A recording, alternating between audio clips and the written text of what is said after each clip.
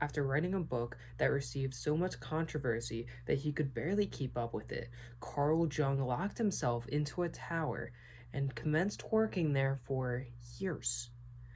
He completely disconnected himself from the outside world so that he could get this work done, and he says that it was some of the most productive work of his life. Friends and family could barely reach him while he was in this tower, but he got more work done than could be believed, and he published many academic studies in this time that ended up supporting his work and making him the famous person that he is today. This is a topic explored in depth by Cal Newport's book, Deep Work. I'm reading it right now, and I've just kind of discovered so many concepts about productivity from it, and I want to share it with you. In addition, I'm going to be throwing in some topics from a lot of other content I've consumed about productivity, such as YouTube videos, podcasts, and other books that can really help you bring it all together to understand what you need to do to be more productive. One of the biggest things I'm discovering about productivity is that time does not equal output. So it's not necessarily just an equation of how much time you put into what you're doing and how much you get out of it, because not all time is created equally.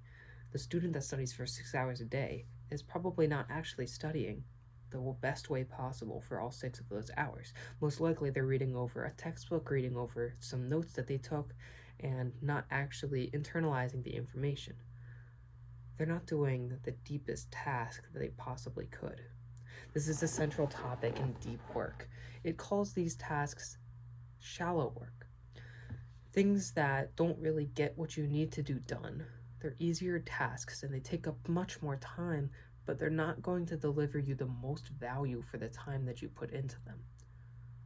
To find what is your deep work values, you may need to make a list of all the things you do in your life and just pick out which one is the most important. But I feel that there's something inside of us that just kind of knows what we should be doing and what is actually the most difficult, but we try to avoid it. For example, if you're going to start a YouTube channel, the most important thing is probably filming. And if you have an easy time with filming, maybe it's scripting. If you have easy time with scripting, maybe it's editing. It can change from person to person. Sometimes it's obvious for an author, it's obviously writing, but sometimes it may not be simple about what you can do on your deep work block. What you can ask yourself to discover what this thing should be is, what would impact my day the most if I spent an hour and a half doing it? Because that is what I find to be the best block of time for doing deep work. I follow Alex Hormozy's routine, in which he says he gets up, does his morning routine, and then immediately commences work for 90 minutes. I do it on weekends or when days are off school, whenever possible, and I find that during this time I get way more work done than whenever else I do. What you need to do during this time period is put your phone into airplane mode. Preferably, you could even put it in a whole nother room, and go onto your computer and get anything you need, download them, and then put your computer onto airplane mode, if at all possible. If you don't need your computer, great, shut it down. You want to disconnect yourself as much as possible from everything else. Reduce distractions. Because if you set up your environment so that there's less distractions, then that's just less distractions you have to discipline yourself to ignore. That's another topic explored in another one of my favorite books, Atomic Habits. These habits and deep work do come together in one central theme, because you'll find that when you start doing more deep work, you'll have more time for other things that you wouldn't have had before. You get as much work done in an hour and a half as you usually would in 6 or 3. So what do you do with this extra time? You start these healthy habits, because humans are made for routine. We thrive on it. So if we can start putting these routines into our life, then our lives can become dramatically better. For example, for me, I want to learn programming. So one thing I've added to my life is that every time I get home from school, I try to immediately do my schoolwork and then 20 minutes of programming practice. This has helped me install these healthy habits into my routine in a way that ensures that I will get the things done that matter to me the most. After that, if I want to hop on a call with a friend, I can do that knowing that I've already completed what matters to me the most. In addition, to do this, you obviously need to prioritize your life. One of the most impactful activities I've done recently, to kind of exercise this video I heard from Hamza, and you want to take these 5 areas of your life: gym, dating life, social life, business, and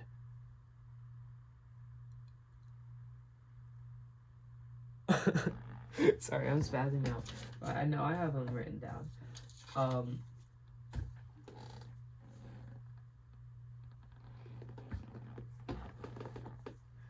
Gym, dating, social life, business life, and studies, grades is the other one.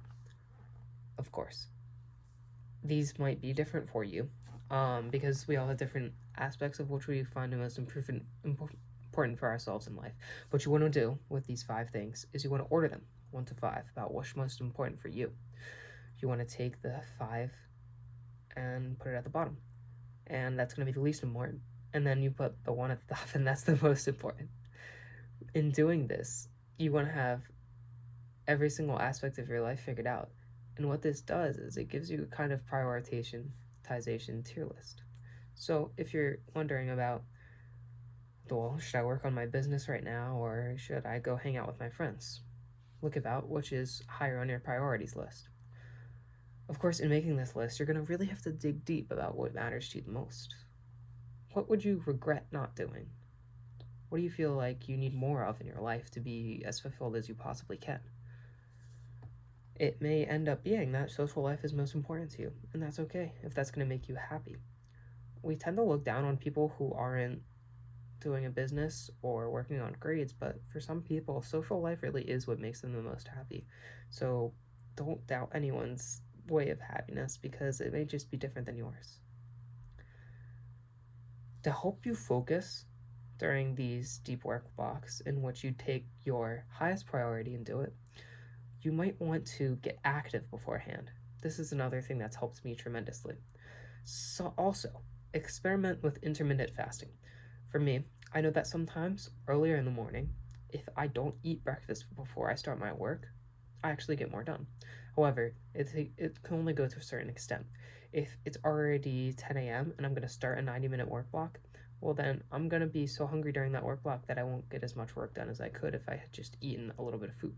So trying to figure out what works best for you. But you may find that intermittent fasting actually makes you work better regardless of what time it's at, and in that case, go for it. More power to you. You can even drink some liquid calories, a little bit of coffee or tea during your time, and as long as you don't drink it right after waking up, then that's great.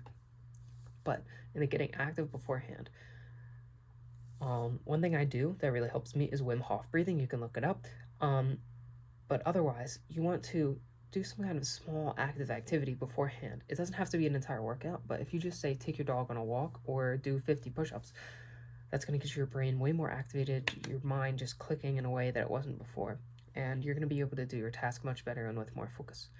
Of course, going along with that focus is also meditation.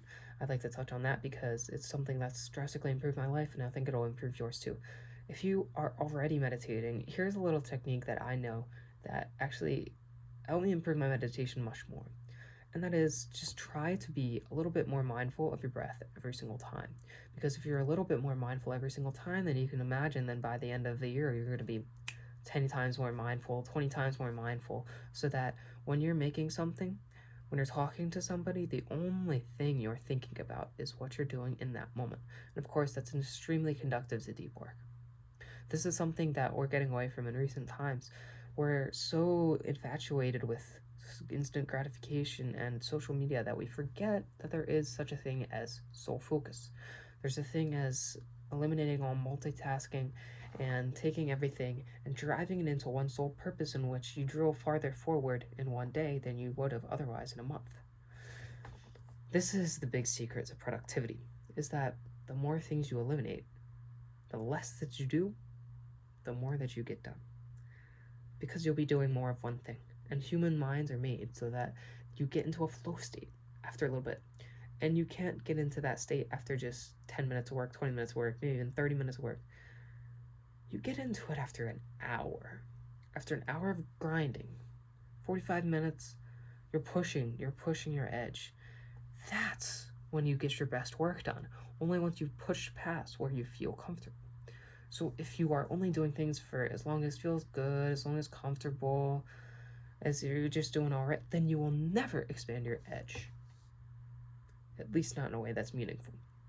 And that is one of the most important things you can do in life, is always be expanding your edge, expand your edge. I'm trying to deliver you more and more value in every single video that I make. And that is partially why it's been so long since I've made another video. In essence, these 3 things are what you need to know about productivity. Number 1, you need to do deep work. Eliminate the shallow tasks if you need to, and just choose the one thing that's most important to you. You may even need to cut out things that seem partially important to you, things that are lower down on your tier list.